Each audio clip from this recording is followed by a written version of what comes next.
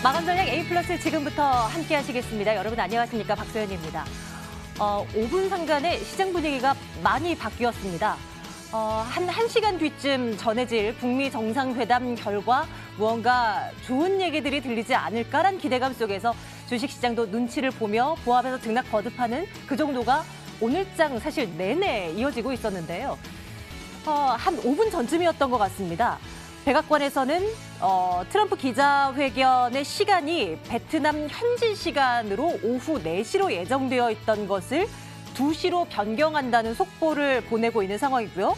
북미 정상들의 오찬 취소 가능성도 제기가 되면서 우리 시간으로 한 4시에 있을 것으로 보여졌던 서명식도 불투명해졌다. 뭐 이런 얘기들이 나오고 있습니다. 무언가 조짐이 이상하게 진행이 되자 지수가 큰 폭으로 급락세로 좀 돌아서고 있습니다. 양지수 모두 1% 넘게 밀려나고 있는 상황이고요. 남북 경협주들 줄줄이 밀리기 시작하면서 일부 종목들은 한가를 기록하는 종목들도 나오고 있습니다. 상황을 어찌 봐야 될 것인지 2월의 마지막 거래일입니다.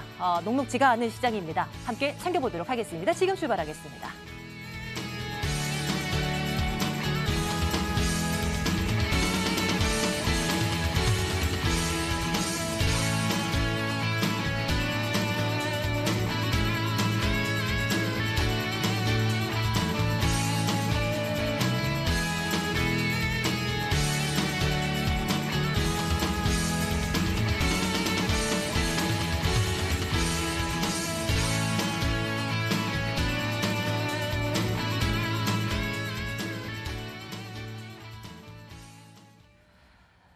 네, 상황이 상황인 만큼 북미 정상회담과 관련한 또 시장에 대한 영향들 이런 것들 좀 논의를 좀 해봐야 되겠습니다. 갑작스럽게 시장 분위기가 바뀌기 시작했고 뭔가 심상치 않은 조짐이 나타나고 있는데요. 어떤 분석이 가능할지 이분과 함께 좀 고민을 해보도록 하겠습니다. 하나금융투자 한반도 통일경제 TF팀 김상만 팀장 자리에 모셨습니다. 팀장님 어서 오십시오. 네, 안녕하세요. 예, 안녕하세요. 상황이 어떻게 돌아가고 있는 것인지 이게 가늠조차 안 되는 그런 지금인 것 같습니다. 불과 1시간 전까지만 하더라도요. 뭔가 평화의 바람이 불 것만 같다라는 이제 속보들을 접하곤 했는데 그렇죠. 어떻게 된 상황으로 이해를 해야 되는 것입니까? 예, 저도 좀 상당히 지금 이제 상황이 급작스럽게 전개가 돼서 좀 당황스럽긴 합니다만은 제가 이제 생각하는 거로는 일단 이제 한 1시간 전만 하더라도요. 네. 북미 간의 연락사무소 설치에 대한 좀 그런 이제 긍정적인 뉴스들도 나왔고 그래서 그리고 오늘 아침 그다음에 어제 처음 만났을 때만 하더라도 양 정상이 김정은 위원장 같은 경우에 이제 훌륭한 결과를 확신한다. 트럼프 대통령은 1차 때보다 훨씬 대단할 것이다라고 아주 분위기를 계속 띄워왔고 그렇죠. 그래서 그리고 저희가 체크해 보건데 미국의 이제 언론 보도에 하더라도 이번에 북미 간에 어쨌든 평화 선언에 대한 서명이라든가 미군 유해 추가 이게 유해 상환 그다음에 연락사무소 설치 그다음에 영변 핵시설에 관련된 어쨌든 북한의 조치 그런 거와 그거에 대한 이제 미국이 제재를 풀어주는 그런 상응 조치가 나올 걸로 어느 정도 최소한 스몰 D 정도는 가능할 거라고 저희가 이렇게 전망했음에도 불구하고 그러니까 일단 지금 시점에서 저희가 유추해 볼 수 있는 상황은요. 일단 이제 북한이 핵 동결 조치에 관련된 그런 조치들이 약간 미흡한 측면에서 제시가 됐을 수 있고요. 그렇게 되면 그거에 대해서 실망을 해서 그러면 이제 미국 측에서 그러면 우리도 그거에 대해서 이렇게 굳이 더 이상 이야기를 끌어갈 이유가 없다라고 그렇게 나섰을 수도 있지만 사실 저희가 어쨌든 오늘 회담은 오늘까지 어쨌든 계속 진행이 될 성격이기 때문에 지금 상황에서 너무 속단할 필요는 없다고 생각은 하고 있고요. 조금 더 상황을 이제 추이를 지켜볼 필요는 있는 것 같습니다. 지금 화면 보시는 것처럼 남북 경협주들의 주가가 사실 심리적인 영향들이 굉장히 크게 작용됐었던 남북 경협주들입니다. 사실 지금은 우리가 접해지고 있는 것은 속보 이 한마디 한마디에 주가가 좌지우지 될 수밖에 없는 그런 현재를 보내고 있는 상황 같고요. 좀 낙폭이 큰 종목들을 좀 살펴볼까요? 지금 속보가 나오는 것처럼 조금 전 트럼프 대통령 또 김정은 위원장의 오찬 취소 가능성, 그리고 서명식 취소 가능성까지도 제기되고 있다라는 소식이 접해진 상황이고요. 이런 가운데서 현대로템은 11% 급락세로 광명전기, 또 다음 장으로 가볼까요? 남광토건, 세명전기 등등 그동안 이 경협주, 대표 경협주로 분류됐었던 종목들이 일제히 급락세로 돌아서서 이렇게 좀 하염없이 밀리고 있는 그런 상황입니다. 그런데 이런 가운데서도 또 뭐 잠시 뒤 속보가 또 다시 진행된다. 뭐 이런 얘기가 나온다면 이게 방향이 또 어떻게 될지도 모르는 그런 상황이라 진짜 말씀 주신 대로 속단하기는 참 이른 것 같고 예측하기조차도 참 쉽지가 않은 그런 이야기를 팀장님과 또 이렇게 함께 해봅니다. 어떤 이야기들을 하면 좋을까요?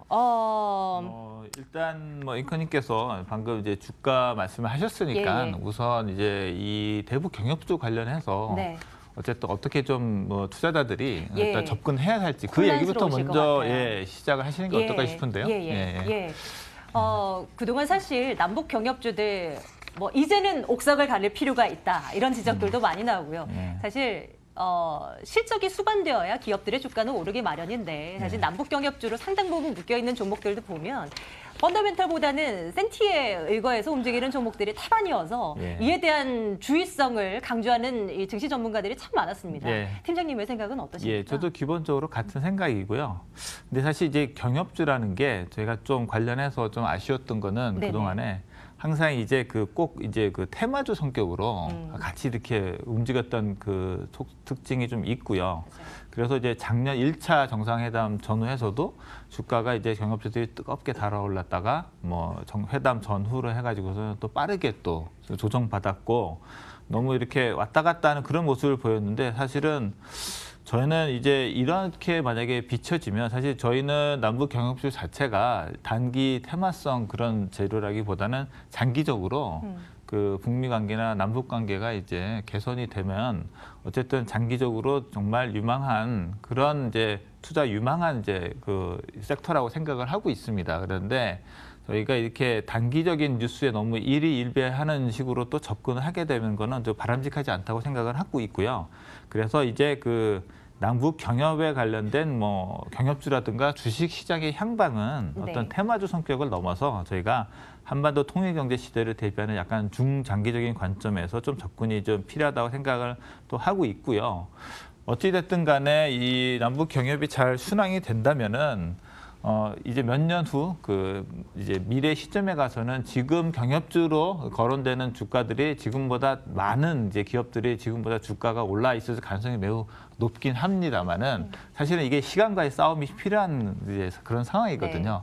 그래서 좀 이제 저희는 좀 그 대형 우량주 위주로 그 다음에 또 최근 같은 경우에는 이제 그 통일주 펀드 같이 간접 투자 방식의 그런 펀드들도 많이 설정이 되고 있기 때문에 약간 또 간접적인 방식을 통해서 그렇게 접근하시는 게 좀 필요하지 않을까. 특히 이제 오늘 시장 상황을 보면 또 그런 것들을 다시 한번 또 느끼게 만드는 이제 그런 지금 분위기인 것 같습니다. 정말 말씀해주신 대로 이 북한 관련 이슈는 정말 장기적으로 봐야 하는 것이고 겪어야 할 지금 요동, 오늘과 같은 그런 요동치는 현상들은 우리가 앞으로도 좀 계속 시간과 싸우면서 소화를 해 나가야 하는 그런 부분들 아닌가 하는 생각을 해봅니다. 비록 무언가 아직 확인되지 않은 껄끄러운 속보들이 좀 전해지고 있지만은 그래도 우리는 또 마음 한편으로는 잘 풀렸으면 좋겠다 하는 것들이 좀 내포돼 있지 않습니까? 모두의 마음에는. 그런 전제 조건 하에 또 팀장님과 함께 얘기를 좀 나눠봤으면 좋겠어요. 일단 뭐 잠시 뒤 우리 시간으로 4시에 트럼프 대통령이 어떤 발언을 할지는 모르겠습니다만 어떤 긍정적인 얘기들이 나온다는 전제를 두면서 앞으로를 한번 내다보도록 하죠. 만약에 뭐 어느 정도의 진전이 있었다라는 얘기가 나온다면 우리나라에 있어서도 경제적인 효과도 어느 정도 좀 가늠을 해볼 수 있을 것이고 뭔가 플러스가 나올 수도 있을 것이고 어떤 전망들을 해볼 수 있겠습니까, 팀장님? 일단 이게 저희가 좀 긍정적으로 풀린다는 전제를 깔고 좀 말씀을 드리면은요. 이게 이제 어쨌든 간에 북미 대화가 잘 되고 뭐 이제 그 대북 제재가 이제 해제되고 그다음에 남북 간의 이제 경협이 활성화된다면요. 이 한국 경제에 주는 그 플러스 효과는 뭐 아주 크다고 저는 결론적으로 말씀드릴 수 있을 것 같고요. 이게 이제 뭐 통일이 대박이 아니고 저는 이제 정치적 그 통일은 좀 오래 걸리더라도 네. 경제적 통합만 된다 하더라도 사실은 이제 한국 경제에 큰 아직 그 모멘텀으로 작용할 수 있다고 생각을 하고 있습니다. 사실 지금 이제 남한 경제는 지금 뭐 저성장이나 저출산, 뭐 고령화 문제로 이제 구조적인 문제들을 이제 많이 이제 겪고 있지 않습니까? 근데 이제 그래서 신성장 동력의 확보가 지금 필요한 시점인데 남북한 간에는 어쨌든 간에 발전 단계가 다르잖아요. 그렇죠. 그러면은 이제 발전 단계가 다르기 때문에 서로 보완성이 있고요.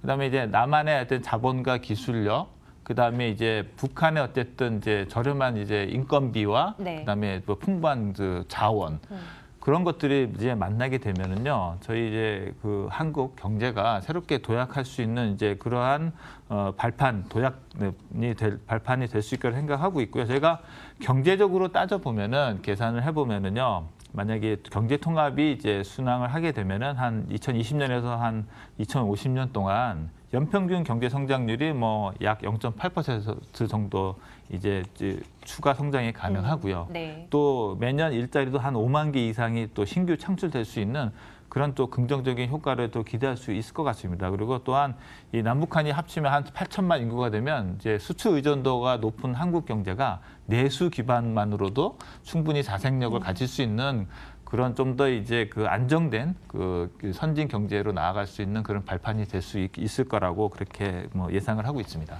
남과 북의 경제 협력에 대한 이야기까지 조금 더 나눠봤으면 좋겠는데요.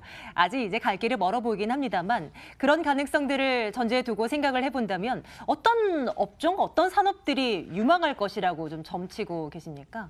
일단 이제 남북 간의 이제 교류 활성화되고 북한이 개혁 개방으로 나오게 되면은요, 현재 이제 북한은 내부의 이제 인프라, 사회 그 간접 기반 시설이 부족하니까요. 네. 기본 인프라를 확충하고 그다음에 북한이 이제 베트남과 같은 이제 그 발전 모델을 따라가면은 이제 그 생산 기반들 확충하는 그런 것들이 필요하지 않습니까? 그래서 그런 이제 그 SOC 관련된 네. 뭐 저희가 이제 일반적으로 말씀하는 이제 산업으로 보면 뭐 건설 건자재 산업이라든가 전력 생산이나 이제 송배전 관련, 그다음에 철도 시설 기반에 확충된 뭐 그런 산업하고 그다음에 이제 그런 것들을 확충하는 데 필요한 이제 물자들, 소재들, 그러니까 기계 업종이나 소재 업종들, 그런 업종들은 이제 1차적으로 유명하다고 좀 보고 있고요. 또 이제 많이 생각지 못하시는 부분 중에 하나는 사실 물류. 남북한 간에 이게 뚫리면 이게 유라시아 대륙까지 뻗어나갈 수 있는 네. 그런 잠재력이 있기 때문에 물류하고 그다음에 북한의 또 관광 또 자원이나 관광 산업들도 북한으로 나가는 거, 그다음에 이제 그쪽 유라시아 대륙에서 이제 남한 쪽으로 넘어오는 거 해서 관광 산업도 유망하다고 그렇게 볼 수 있을 것 같습니다. 예. 지금 백악관에서는 트럼프 대통령의 기자회견을 현지 오후 2시로 변경됐다는 내용들을 계속 전하고 있습니다. 이제 시차가 하노이와 우리나라의 시차가 한 2시간 정도 차이가 나니까 우리 시간으로 한 4시가 되겠죠. 지금으로부터 한 40분 정도 뒤가 될 것 같습니다. 뭐 앞으로 계속 들리는 소식들이 있다면 계속 속보로 전해드리도록 하겠습니다. 하나금융투자 한반도 통일경제 TF팀 김상만 팀장과 함께 말씀 나눠봤습니다. 팀장님 말씀 잘 들었습니다. 감사합니다.